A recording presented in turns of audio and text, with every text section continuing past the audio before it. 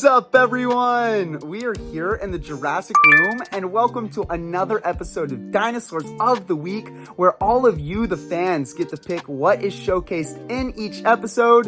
And today, I'm going to be picking 10 of my favorite selections that all of you left for me, so it's going to make today's video a lot of fun. Also, for next week's video, it is going to be Jurassic World Chaos Theory and Camp Cretaceous themed. So if you'd like to leave me a suggestion for next week, then make sure it is Chaos Theory or Camp Cretaceous and let me know down in the comments below. But once again, as you can see, I got a lot of awesome suggestions again this week, so let's go ahead and see which ones I picked for this episode. So suggestion number 1 right here came from my manager, Mr. Raptor Sub, for a Jurassic World Fallen Kingdom Stygimoloch. So I chose the Battle Damage version right here, which is one of the first Stygimoloch toys that we've ever gotten from the Jurassic toy lines. And this one is pretty cool. I like the sculpt on it. I think it always had a pretty good paint job that was pretty accurate to the movie. And I think it's just overall a pretty nice looking figure. That's probably why they repainted it and retooled it so many times as the toy lines went on. And then we look at the back of the box, we get another good look at our Stygimoloch and how you can activate its battle damage. So let's go ahead and check that out. So you just click down there and you get to reveal the battle damage wound on our Stygimoloch Stiggy right here, which is pretty cool. But again, there's nothing too crazy about this figure. Pretty basic in the model, but it is a nice looking sculpt, a pretty nice paint job where they didn't skimp out too much. So it does make it a nice figure and a good one to start off this week's episode with. Now, the next suggestion that we have right here is from Jurassic Universe for the Jurassic Park Series 2 Carnotaurus Demon. And all of you know, this is one of the holy grails of my collection and one of the rarest Jurassic toys that has ever been made in history. And luckily, mine right here is in immaculate condition, as all of you can see. This Carnotaurus is famous for its rarity, but I also just love its striking looks with the black and red paint. And of course, the real feel skin like Kenner is always known for. That is something that really piques my interest with the old Kenner Jurassic Park toys. I just love the real feel skin effect. And then when we look at the back of the box, we get another good look at our Carnotaurus Demon and how you can squeeze the dinosaur's neck to open its jaws, retrieve the skin cover from under the box to insert over dino damage wound, and then of course retrieve capture gear from under box platform and put on capture gear as shown to subdue rampaging dinosaur, which is really awesome. But again, guys, this is not only a holy grail in my collection and not only one of my favorite toys in my collection, but it also is one of the rarest Jurassic toys of all time.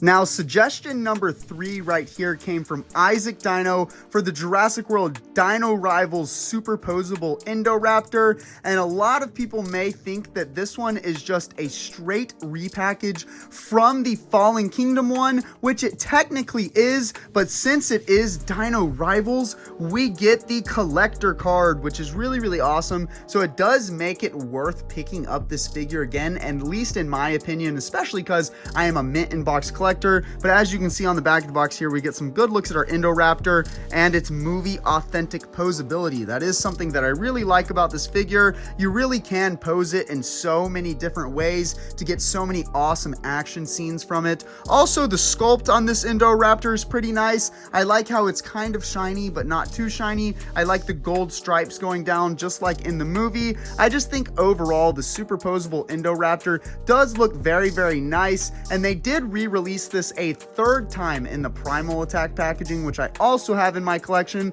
But I'd have to say this Dino Rivals version has got to be my favorite of the 3 just because it comes with that collector card. Now, suggestion number 4 right here is from Rodrigo Juarez for the Jurassic Park Raptor Hatchling with Breakaway Egg. And this is such a cool vintage piece, guys. I can't tell you how much I love this one and how much I love showcasing my vintage Jurassic Park items on these episodes. But as you can see in here, we get this Raptor Hatchling, which has got kind of soft, real feel skin as well. Kind of a rubber, a little bit of a harder rubber than a lot of the Kenner figures. figures, but still really cool. And it's got the glass eyes, which make the raptor look a little bit more realistic. And then, of course, you get the full egg around it too, which is really, really sweet. And then on the box, you can see some pretty good artist illustrations of this raptor in the egg. And then look, there's an actual look at it. Absolutely gorgeous. And then you look on the back of the box, it shows you a look at the raptor in the egg and the instructions on how you can put the raptor into the egg and cover it up. And then, of course, we get an advertisement for the Triceratops egg as well, and a lot of the other Series 2 Jurassic Park toys, which is really, really awesome. But again, this is a great suggestion for this week's episode, because who doesn't love a baby Velociraptor, especially a vintage Kenner one? Now, this next suggestion right here is for a more modern toy from Captain Kaiju, and this is the Jurassic World Chaos Theory Danger Pack Jackapil that was just released in the past few weeks. And this is a cool little dinosaur. I love all of these spikes that it's got going down it. It just almost looks like a walking ankylosaur or something. It's got so much armor on its back, which is really, really awesome. And the sculpt is cool, and it's a unique species that we have not seen in the past from Mattel, so I do always appreciate that. And then when we look at the back of the box, we get an advertisement for some of our other Danger Pack dinosaurs, but nothing too crazy to see here. But again, this figure looks nice. It's got some decent little articulation. We got some articulation in the legs, arms, and the neck, so you can at least give it some different looks. Again, not the greatest articulation, but that's what you can expect from the cheaper dinosaurs like the Danger Pack ones. But I will say the sculpt looks nice, the paint job is not too shabby, and it is a unique species, so that does make this a great piece for the collection. Now, this next suggestion right here is from Mega World for a Kenner Stegosaurus. So I went ahead and chose the Lost World Jurassic Park Stegosaurus, codenamed Spiketail, because this one's got just a beautiful sculpt, and it's got a little bit of a harder rubber body, but still that soft, real feel skin on that tail, which is awesome. And it's just a pretty big stego and a nice looking one. And then when we look at the back of the box, look at that beautiful Stegosaurus in this scenery with some other characters and advertisements for other toys from the Lost World Jurassic Park toy line, which is sweet. But again, this is a toy that I played with a lot in my childhood, so it is a special one to me. And of course, it does come with its dino damage piece right here, which is actually one of its spikes on the back, which is pretty cool. And it comes with a piece to put some capture gear on its tail and legs so that you can capture this Stegosaurus so that it can't harm anyone. But again, this is another classic Kenner Lost World Jurassic Park toy, and one that I'm super happy to showcase on today's episode. Now we've got another suggestion here from Jose Plays for the Jurassic World Primal Attack Battle Damaged Gasosaurus, and a lot of people consider this the rarest Jurassic World toy of all time, since it didn't see a release in most countries, and it definitely didn't see a release here in the US for me, so this is one that I struggled to get my hands on. But it is a cool little carnivorous species, as you can see here, with a nice little green paint job that fades into some different colors of green. And of course, it's another unique species that never got retooled or repainted in any way, so it does make it a pretty special figure. And then when we look at the back of the box, we get another good look at our Gasosaurus and how to activate battle damage, which is sweet. So let's go ahead and check that out. So again, same gimmick that we had on the Stygimoloch at the beginning of the episode, where you click down to reveal the flesh wound, which is pretty awesome. But again, this one has got a nice sculpt, a decent paint job, and it is just so rare and unique and makes it a really good piece for my collection.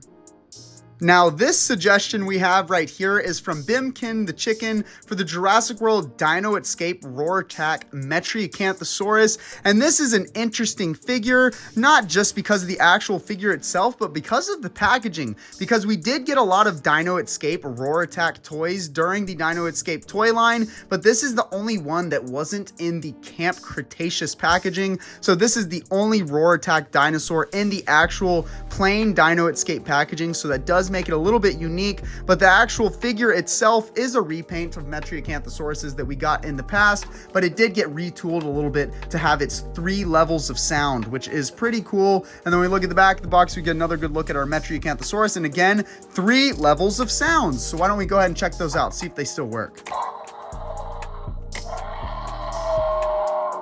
Luckily, the batteries are still going on this one.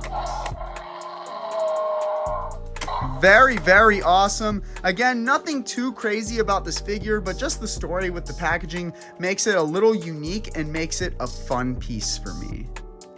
Now we've got another rare battle damage figure here suggested by Inky Raptor, and this is the Jurassic World Dino Rivals Battle Damage Monolophosaurus, and this is another one that never got a US release, so it was a little bit difficult for me to get it into my collection, but it is a repaint of what we got in the past, but it got a much better paint job in my opinion. I really like these colors. I like this grayish purple and almost this reddish purple that's going along the top. I think it does look pretty cool, and of course I like the sculpt on these Monolophosaurus toys, so I do like this one a lot. And then when we look at the back of the box, we get another good look at our Monolophosaurus and how you activate its battle damage, the same as the other 2 battle damage figures that we've taken a look at. So there you go, you click down to reveal the wound, which is pretty cool. We can do that again.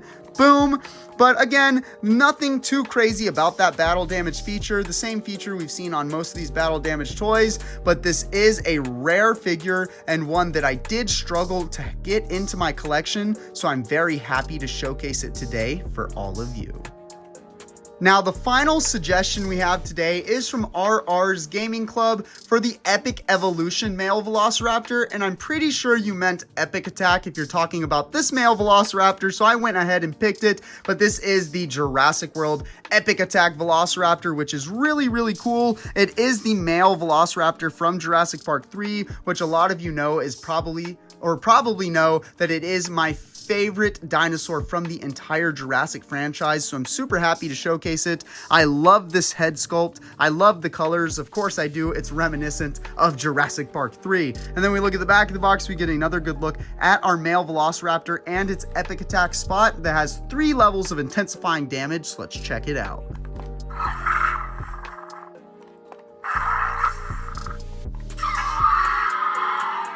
Very cool, and then see what happens if we click it fast.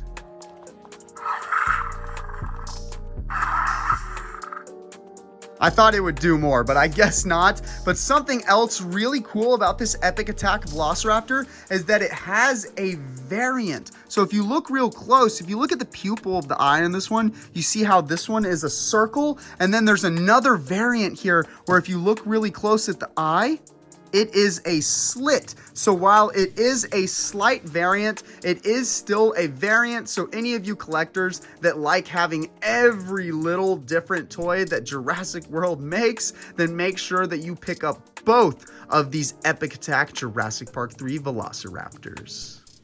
Thank you for tuning in to another episode of Dinosaurs of the Week. Again, if you would like to have a chance at your suggestion being picked in next week's episode, then make sure you let me know down in the comments below.